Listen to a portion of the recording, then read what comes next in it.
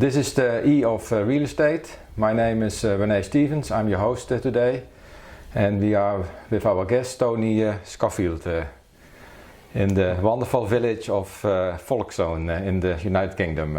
Welcome, Tony. Well, thank you.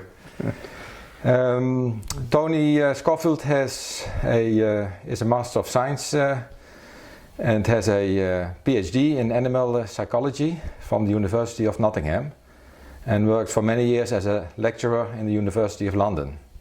He has conducted research and published in a number of areas, including physiology, homeopathy and healing. He developed an interest in dowsing for and rebalancing of land energies, for which he designed the harmonizer that is now commercially available. Tony was also the chairman of the council of the Radionic Associations and editor of its journal. So thank you for being willing to give us an interview and share your loads of experience. One of the most striking things that came to my mind preparing this interview is you were and are an academic, a researcher. How does that connect with dowsing? But I think many people will ask that question, so could you elaborate a little bit about that? Well, yeah, certainly. Well, I got interested in dowsing when a colleague of mine at the university showed me how to dowse, essentially. He was a dowser himself. I'm not quite sure how he got into dowsing, but he showed me how to dowse with a button on the end of a bit of cotton. And he was also friends with the chairman of the East Kent Dowsers at the time, who coincidentally lived in the village I lived in. And so I got invited along to a meeting at this the chairman's house, which was just along the road from me. And I was impressed with some of the dowsing that went on there. I couldn't believe my eyes at the rate of pendulums swinging around and so on. And so I thought I'd join the dowsers and see where that led me. I was just curious, really. I then tried to dowse with no success whatsoever. I could not get the pendulum to move around, you know, asking questions about health and food and so on.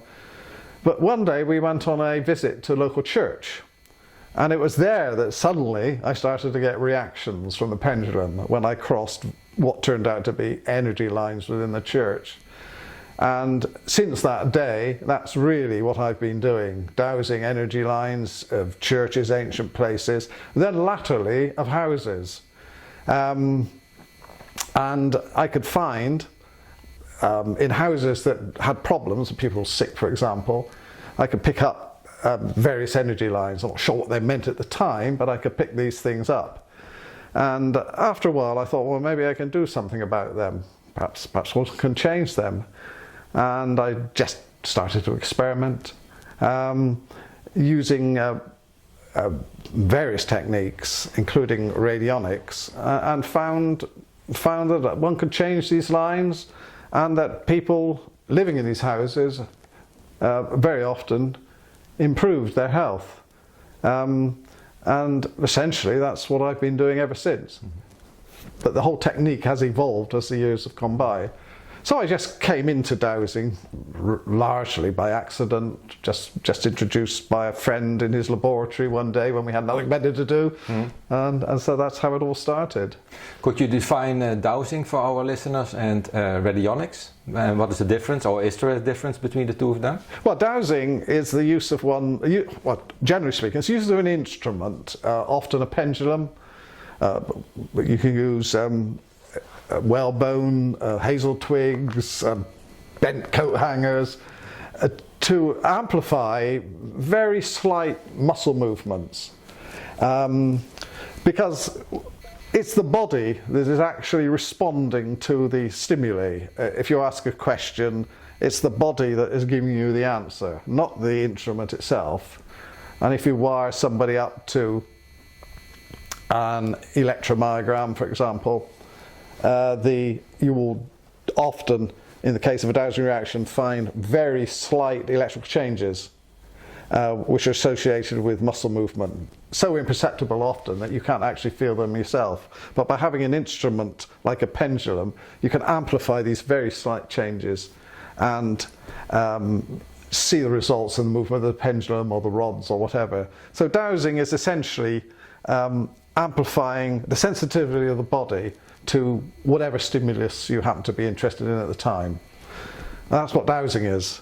Now, radionics is a method of distant healing which uses dowsing in order to determine imbalances, if you like, in the various energy fields within the body. Radionics can be used for all sorts of things.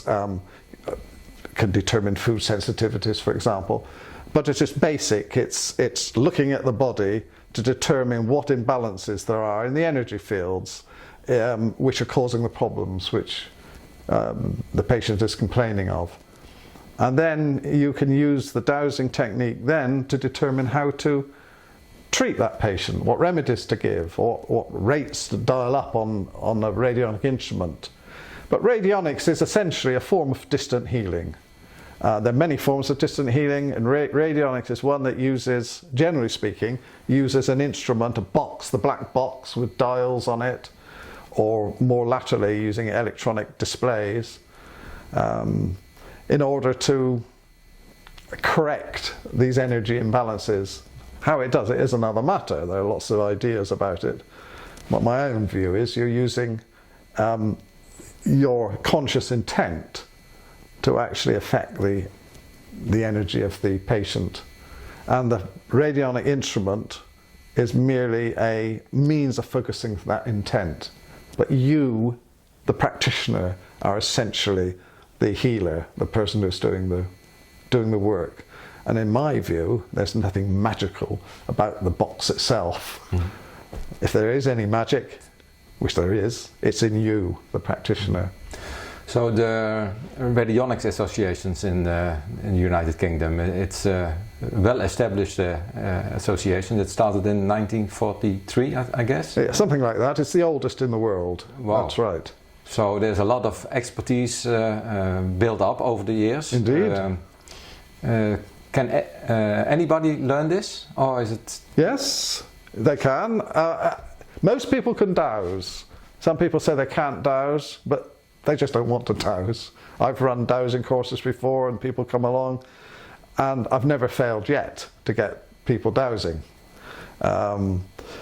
So everybody has the ability to dowse. Whether they have the ability to heal is another matter. Most people have some ability to heal, but there are very good healers and not so good healers, and it's, to a certain extent, it's a gift you're born with, really.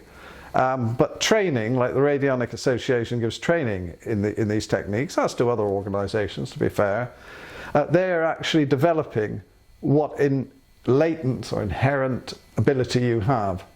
And we have some very fine healers, and there are those who will develop so far and not get any further. It doesn't mean they can't help people, but like playing music, you know, it's there are differences in ability, but the training will bring out and help develop your latent abilities. And also, one's got to remember that we're dealing with energies, if you like. We're dealing with something we don't understand. Some people say they know exactly what we're doing, but I think they're wrong. We're dealing with things we don't know about, we don't understand them. We know they're real in the fact that they affect people and can be altered, but we don't really know what's going on. I don't myself think there's anything to do with electromagnetic energy. I think it's far more subtle than that.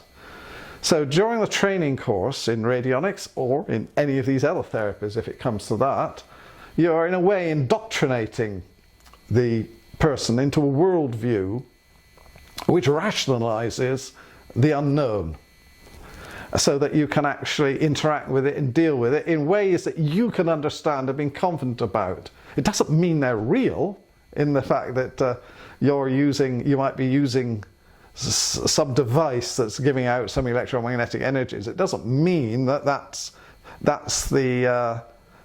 these electromagnetic energies are actually achieving the end result.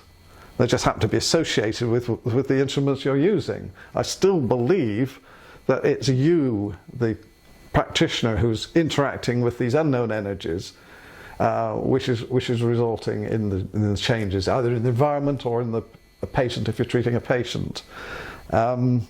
So essentially all this training, and it can take several years in most cases, is actually just indoctrinating is perhaps a strong word, but essentially that's what it is, into a worldview whereby you can use and interact with the unknown.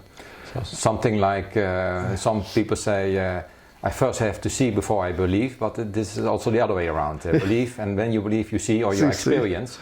Yes. What is happening there? Yes, we know, most people come in because they know there's something going on.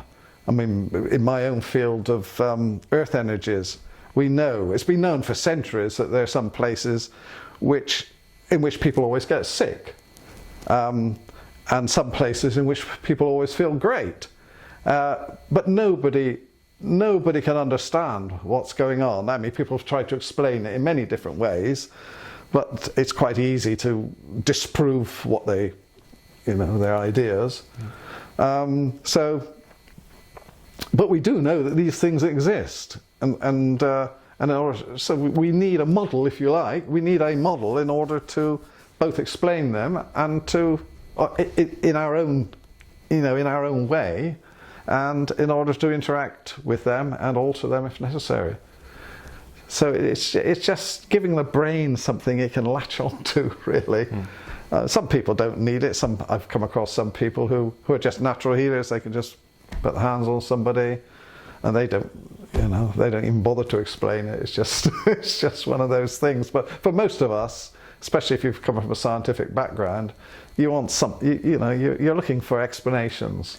Exactly. And I can speak by experience now. Yesterday I joined you in a rebalancing session of a house, and this morning we did the same. And actually I felt things before and after, and there was a difference. I'm not trained in dowsing already at all, but I have an open mind, and yes, there was something. That brings me to the question, when you have a look back, when you were involved at the university in an academic environment, how was that? Were they not skeptic about this is a little bit off normal science?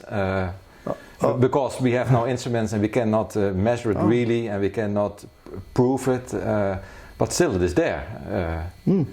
How were they reacting, your colleagues? Oh, there were skeptics, but don't forget, I was working in a university, and in those days, fortunately for me, both the head of department and the head of the college, although they didn't understand, they didn't always approve of what I was doing, they believed in universities to be a free and open society, and there was no way they were going to stop me being involved in these things, provided, of course, I did my normal job as well.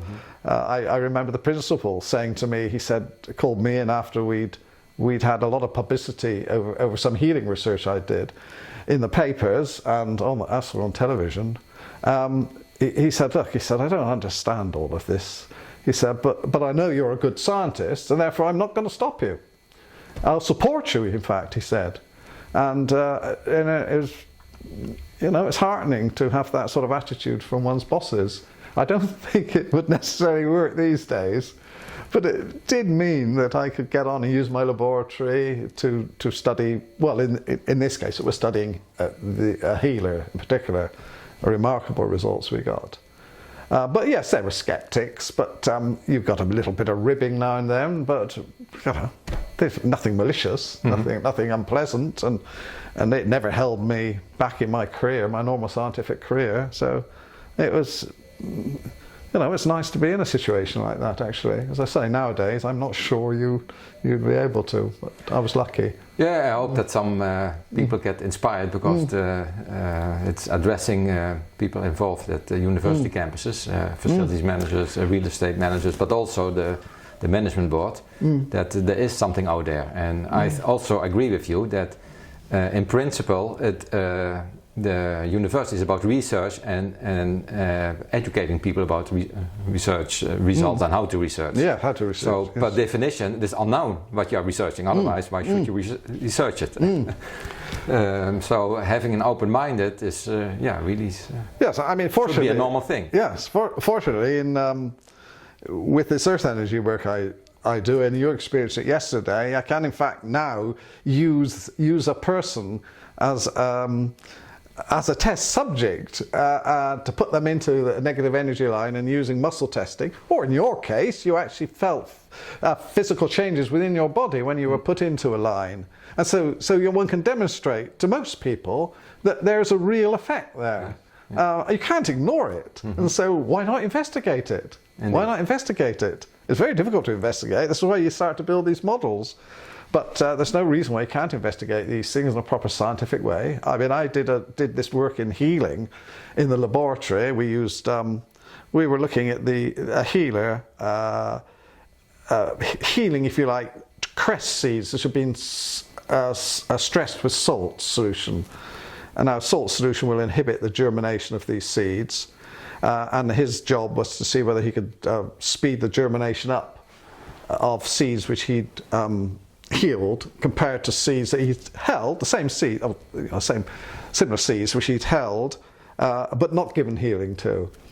And we did this in a proper scientific way. It was a double-blind, randomized block design, proper gold standard scientific experiment. Unfortunately, we had the facilities like growth rooms and so on to do all this work, and we got some amazing results. And because they'd been done properly in a proper laboratory and university setting, we got it published in a peer-reviewed journal.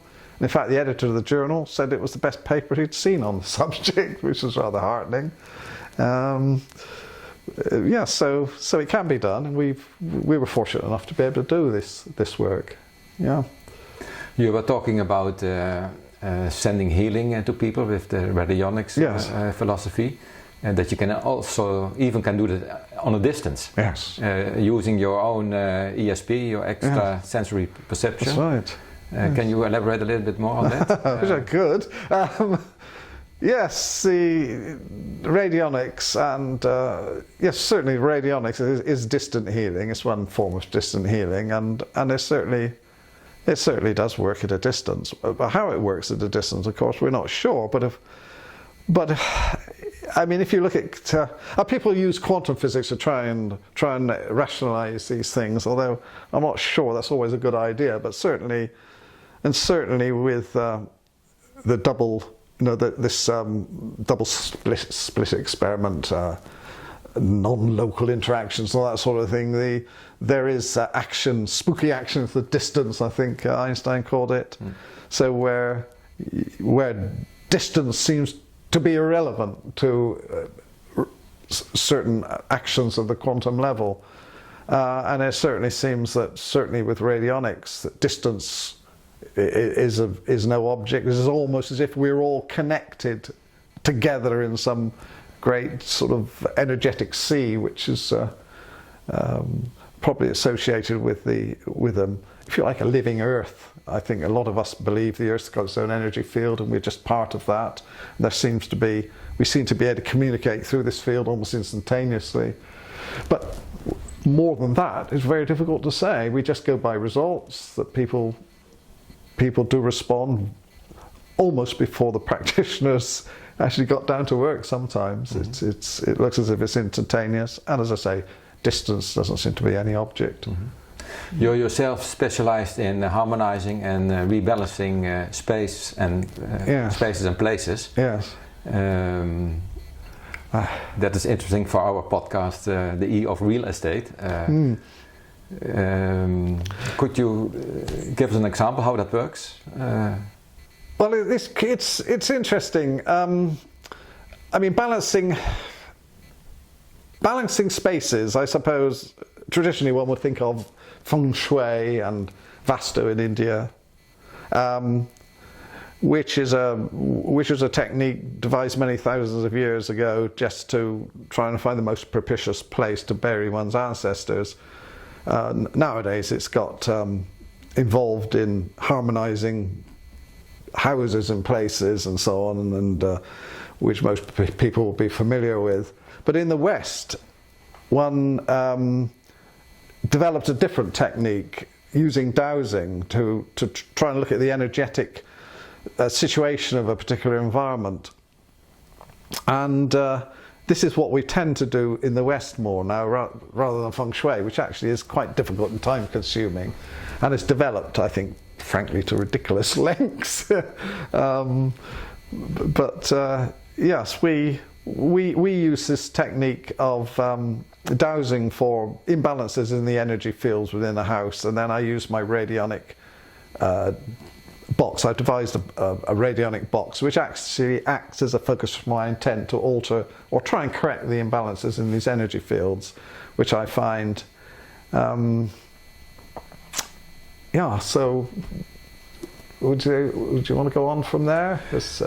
When people ask you, they ask you to come because they feel something is out of balance, or could be out of balance, or they have some yes, that's right. Issues. Yes, right. Yeah, people often ask me to come in. They perhaps they're sick, or their business isn't doing very well, or because the number of people going through the door is decreased, or they just feel uncomfortable about the house, and they just got this feeling that there's something wrong with it. So I'm called along to many of these different situations. I mean, we did, as you say, we did one yesterday and one today. The first house, people felt there was something uncomfortable in the workspaces they were working in. There was no illness there in this case, but they just felt uncomfortable, and so we went along, and I found that there were some negative energy spots over both the work desks of both of the occupants of the house, and we could demonstrate this using muscle testing, kinesiology, and also Rene here could feel the differences. You got goosebumps all over you. Then I used my box to put my intention to harmonise these energies, and afterwards the situation has improved. There was another place I did a number of years ago where the number of patients, it was a training establishment, a medical training establishment, the number of patients coming in to the building for the students to practice on had gone down and down and down, and the students and one or two of the staff called me in to see whether we could do anything about it, because obviously something was wrong. So I went in one Saturday morning, had a look at all the treatment rooms, treated it using a radionic box. Again, I emphasize this is just a focus for the intention to heal, in my view.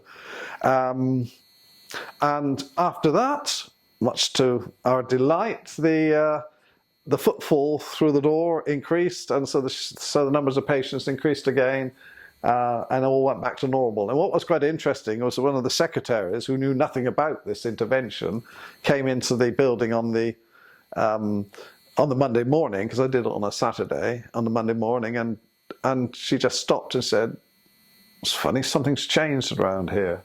Something's changed." So she could feel that the situation had changed.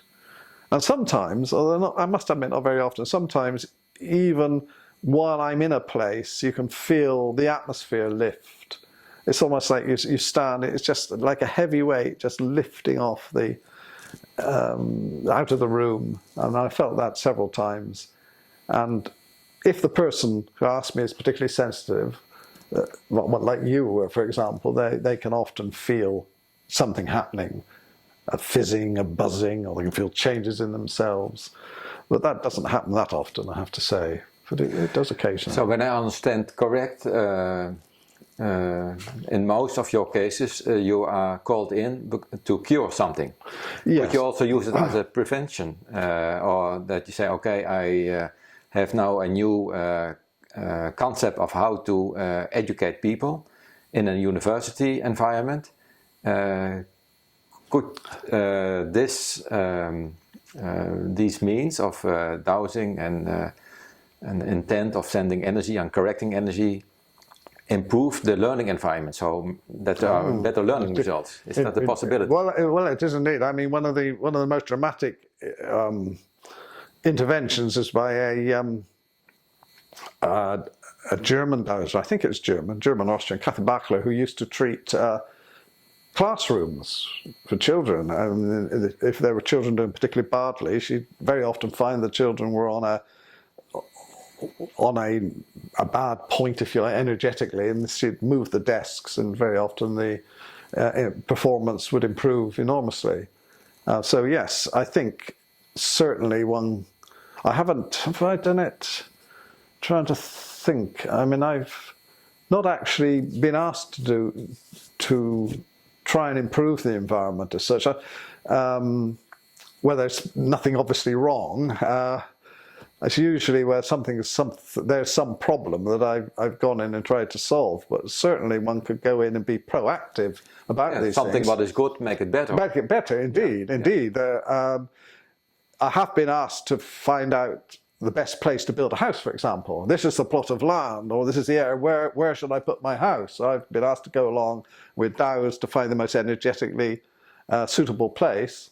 And bearing in mind who's going to live there as well, because the people are always part of the place, so we've always got to remember that. Yeah, exactly. In my definition, the environment consists of three main parts. The first is the physical part, so the building and everything in and around it, and the location. We have this the digital part nowadays. So also. And because you have your digital workplace and all the interaction with digital information and all Wi-Fi around you. And the most important part is the third one is the social environment. So we as humans, we also have our etheric field. Yes. So when we come in a place, there is an interaction anyway. And that can be that you increase the level of the how we say the frequencies, but also to balance it out. So there's or even make it negative. Yes. Well, certainly when I've treated houses in the past, and my experience latterly, most of the problems have been due to the people who are living there, who've lived there in the past. It's some of the stresses from their lives have been imprinted on the place. And once I've cleared that, very often these places are absolutely fine. For years and years I've been back to check and they've been absolutely fine. When they do change is when somebody else comes in to that environment. Say another person comes into the family group, then as you say, this suddenly alters the energetic balance.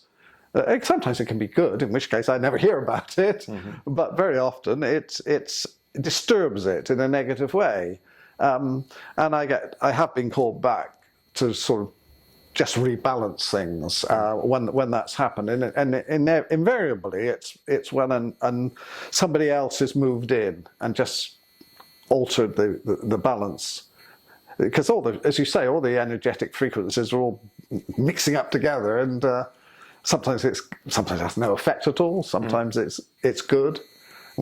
And sometimes it's bad, and that's when I get involved. So, when I understood correctly what you were saying, there are two ways you can look at it, at least two ways, that like the German or the Austrian scientists did, okay, the energy is there, it is not that good for the processes going on there, I just adjust the process. Instead you're working here, you're working over there, or change the desk position. That's one way. The other way is, now I try to influence that energy and correct that. So leave everything on its place, just correct the energy. Is also a combination possible? Yes, combination is possible. I mean, the smaller and smaller houses get, the more difficult it is to move furniture around and move people around. So it becomes ever more important to be able to actually intervene energetically rather than move stuff around. But where possible, I have combined both. I've said, look, you've got room, why don't you just turn this bed around? I'll treat the place anyway, so I'll do both. Certainly there is, in Germany, there was a movement which did not believe you could alter the energies, which is why it was important for them that they move people out of the way of these energy lines or spots or whatever they found. Curiously, that idea was stronger in Germany than it is in Britain, and yet the German police were using devices to actually remove these negative energy lines, accident black spots, which would suggest that they thought you could do something about it. And funnily enough, a large number of the devices you can buy commercially, which are supposed to treat these negative energy lines, actually arose in Germany and Austria rather than over here. So although some of the most important practitioners didn't believe you could do it, a lot of other people did. Certainly over here, we do think we can change these lines. And in fact, and if we couldn't, we'd be in a bit of a spot because, as we said earlier, there's a limit to what furniture movement you can make in modern houses, particularly. Yeah, but a combination of both. Sometimes I'll move things around. If you think something's out of position, we'll move it. Maybe a picture or a mirror or something like that. So you could also say that there are places there's a natural energy hanging around from Earth or cosmos or whatever. Yes. There's an energy that we invoke ourselves by our equipment, and not the least the energy of the people themselves. Actually, as I understand, that's the most important one. Yes. So I can imagine then when you have to do a certain process like doing research, concentrate, or you have to work in a team, that spot is okay for activity A, but not for activity B. Without changing anything. Without changing anything. Is that possible? Yes, oh, indeed it is. Yes, there are. I mean, sometimes I get asked to find good spots, positive spots, where people can recharge their batteries, if you like. I don't normally look for these. If somebody asks me, I'll go around the garden or the house trying to find somewhere where they can go and sit and meditate and charge themselves up. But you don't want to be living in one of these spots because you'd never sit still. Actually, you'd be so effervescent and full of energy, you could never relax. So they're there really just to recharge yourself. The best places, the places that feel the best, feel the most comfortable, are those that are energetically, I was going to use the word dead, but it's not really dead, but quiet. Quiet and balance, because you can go into certain places. I remember going into Kipling's study at Bateman's. The Rudyard Kipling lived in Bateman's in Sussex, and there's a study there. I walked through the door, and it was so peaceful. And I mentioned this to the lady who was the guide who was sitting there, and she said, "Yes, all the people say that. There's something about it. There's this aura of peace and quiet." And that's in those circumstances, you won't find anything when you go around with your dowsing rods. It's just quiet. Could that be that area or that space is programmed, charged by the user? It might be. It might well be. Like it can be also negative. Somebody's murdered somewhere or raped, and so that negative emotional energy is hanging around there, and other sensitive people sense that. Yes. But maybe the other way around is also possible. Yes. To charge it in a positive way. Yes, it like could be. Like in a church, maybe. Yes. Not all churches. There are some bits of churches which are very unpleasant, I have to say. Dows around churches, and it's not all, the assumption that they're just full of peace and beauty is not actually true energetically. But as somebody once said to me, if you do find a place like a very peaceful church, it's not a place where people, well, it applies so much nowadays because people don't go to church so much, but when they used to go to church and put all that positive energy in, the whole place could be buzzing. And it's not the sort of place you want to live. It's a place you go to just to recharge. So you've got, as I say, the best places, the peaceful ones are just energetically quiet. just quiet. And that's what one tries to do when I go into balance energies. You just try and quieten everything down, harmonise it, remove the negative energies. I don't look for positive, particularly these days, but I just look for negative energies and calm everything down. And it seems to work. We could spend hours talking about this subject, so I would like to ask two more questions. One is, somebody's listening now. I said, I never thought about that. This is really interesting. I would like to do something in my university environment, because I'm in a position that I can do that. What would you advise? Where to start and what to do? Well, I did something in my university. I ran a course. People got to know what I was interested in, and there was a course on landscape ecology and design, and I was asked to run it was a master's course. I was asked to run I think it's a 1.5 hour seminar course on, which I called Spirit in Landscape, and I introduced a number of students to this whole concept, and so it fitted in with an existing course, which was easier to do than trying to actually run a separate course on healing or dowsing. I mean, there are a number of universities which do run healing courses and complementary medicine courses, but certainly if you could get interested in dowsing and balancing energies, one could certainly, well, I was going to say go around and try and balance up some of the classrooms and so on yourself. But the problem is, I mean, one really shouldn't go around treating places unless you've got permission to do so from the person who's responsible for them. I think you could end up people have ended up in all sorts of trouble. Not everybody agrees with me on this, I have to say, but that's my view. If you get people interested and perhaps offer to the administration or somebody in the admin who's whom you could trust and has got some responsibility for the place, you could certainly go around and say, look, I'd like this classroom or lecture theatre or lab just feels really bad sometimes. Would you mind if I went in and just see what I can do with the energies? And seeing you're not doing anything structural, they might well say, if you want to, just go ahead and do it. Yeah, and actually this is the right environment to do a test. And if you get other students involved, you get students involved in it, and certainly do this muscle testing, which is making in and out of the lines, so the students could actually see that something's happening. Go for it. Frankly, have a go. Well, I say you've got nothing to lose. You might be mocked a bit by some of your colleagues, but if they see the results, maybe you've got thick-skinned enough you couldn't care less. So just get in and get on with it, and get a few of your friends to come along and see what's going on. Because the more people who get involved and can see, I mean, I found a lot of interest. I mean, I ran this course, and people got to know also my healing research, and a lot of people were interested in it. Certainly, the younger students coming along were more open to these things than the old guard, shall we say? So it's worth giving it a go. But you've got to find out how to do it first, and you need a bit of training for that. But essentially, I taught myself at the end of the day, so you can have a go.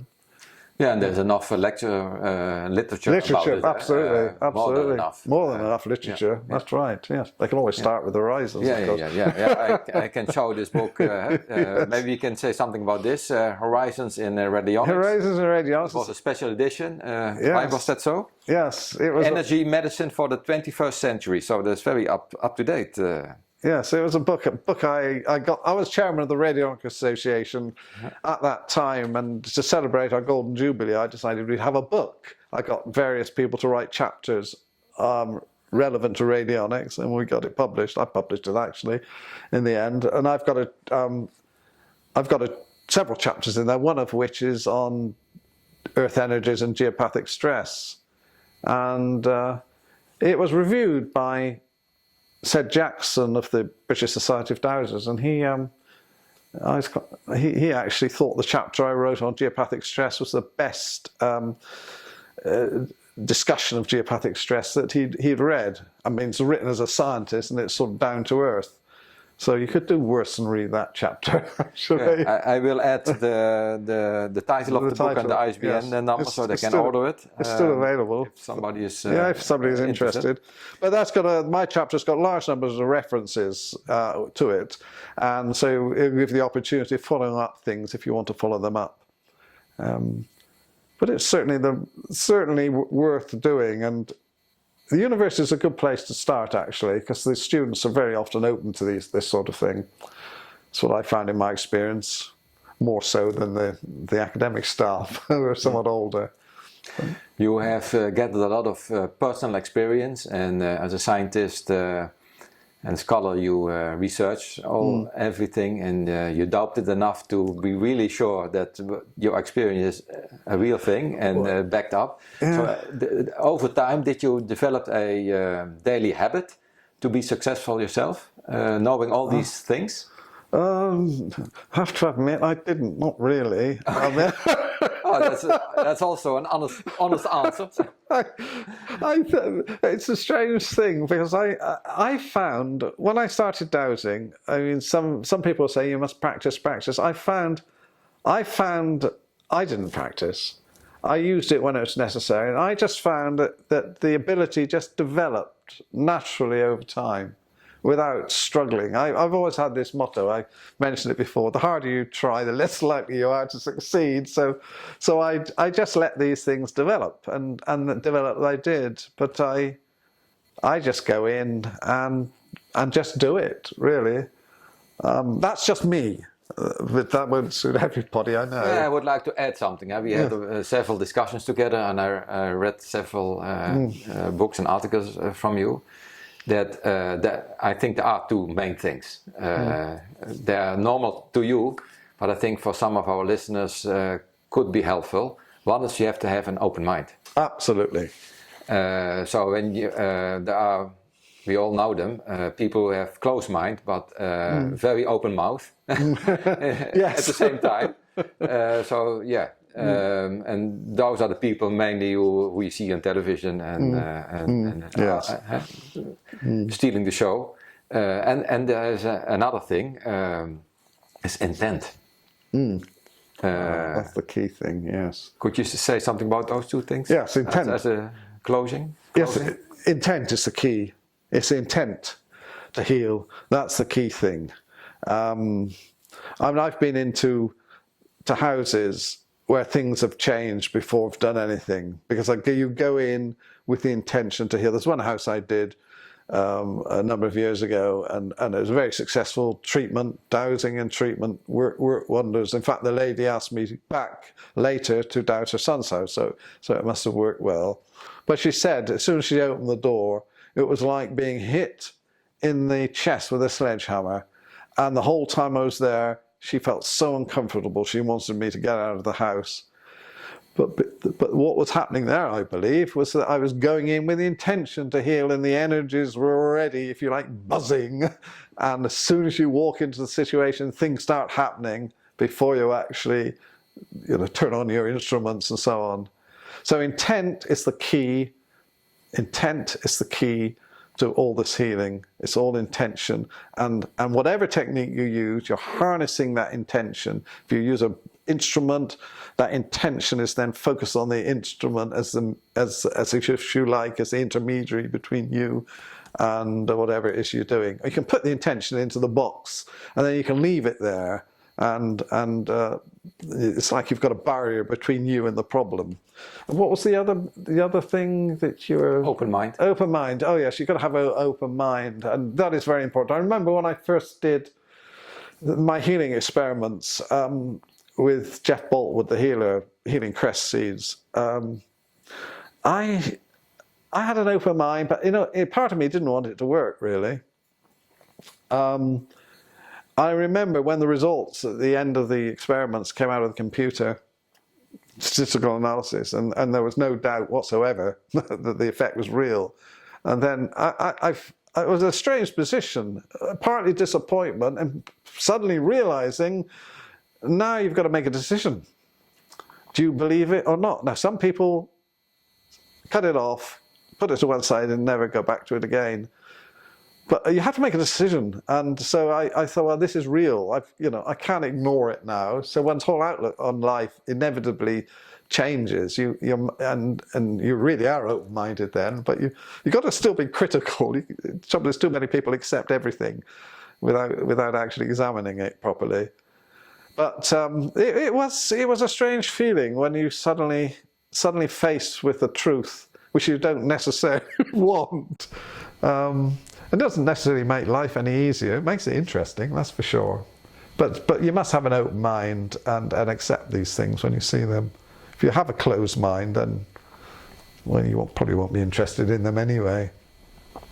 But no, an open mind is absolutely crucial. Thank you so much, Tony. Right. I'm sure many of our listeners at least will be intrigued by what they heard today in this interview. And I guess some of them will say, okay, let's dive deeper into this. This sounds really interesting. Because the results are real. The results are real. Even without instruments, somebody open-minded and the right intention, you can experience it yourself. I did it. The 2 cases I was allowed to join you. There's really something going on. Absolutely. So the challenge is now, become aware and have the right intention yourself that something like this is possible. I think that will already give a great momentum to go further in this direction. So thank you again so much for your time and for your valuable insights and sharing. Good. All the pleasure. Best. Thank you. Thank you so much. Thank you.